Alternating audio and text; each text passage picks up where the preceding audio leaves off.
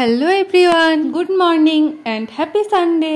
বাঙালিদের রবিবার মানেই মাংস, সেটা যদি হয় খাসির মাংস তাহলে তো আর কোনো কথাই চলে না। প্রথমেই দেখতে পেলে মাংসটা আমি ভালো করে জল দিয়ে ধুয়ে নিয়েছি, আর সর্ষের তেল আর হলুদ দিয়ে আমি মাংসটা মাখিয়ে রেখে দিলাম।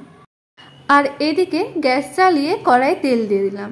তেলটা গরম হওয়ার পরেই আলুগুলো আমি দিয়ে দিচ্ছি। পরিমাণ মতো নুন দিয়ে আলুটা ভালো করে ভেজে নিতে হবে। আলুটা ভাজা হতে আমি আলুটা তুলে নিয়েছি। তারপরে ওই তেলের মধ্যে আরো একটু তেল দিয়ে দিতে হবে।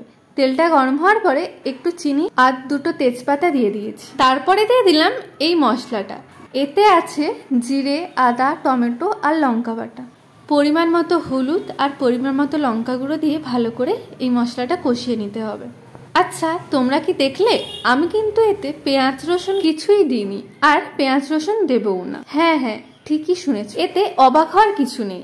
আমার মা কিন্তু এইভাবেই রান্না করে, আর এটা খেতে কিন্তু দারুণ হয়। এই দেখো, তোমাদের সাথে গল্প করতে করতে আমার কিন্তু অনেকটাই কাজ এগিয়ে গেছে। মশলাটা কষে আসার পরে মাংসটা আমি দিয়ে দিয়েছি, আর পরিমাণ মতো নুনও দিয়ে দিয়েছি। এবার মাংসটা কষে আসলে দিয়ে দিতে হবে দই। দইটা দিয়ে একটু নাড়িয়ে চাড়িয়ে আলুটা আমি ভেজে রেখেছিলাম, সেই আলুটা আমি দিয়ে দিলাম।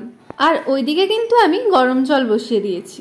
মাংসটা ভালো করেই কষানো হয়ে গেছে, এবারে আমি এতে গরম জল দিয়ে দিলাম। আমি কিন্তু এটা প্রেসার কুকারে দিইনি, তাতে কিন্তু মাংসটা দেখো ভালো করে সেদ্ধ হয়ে গেছে।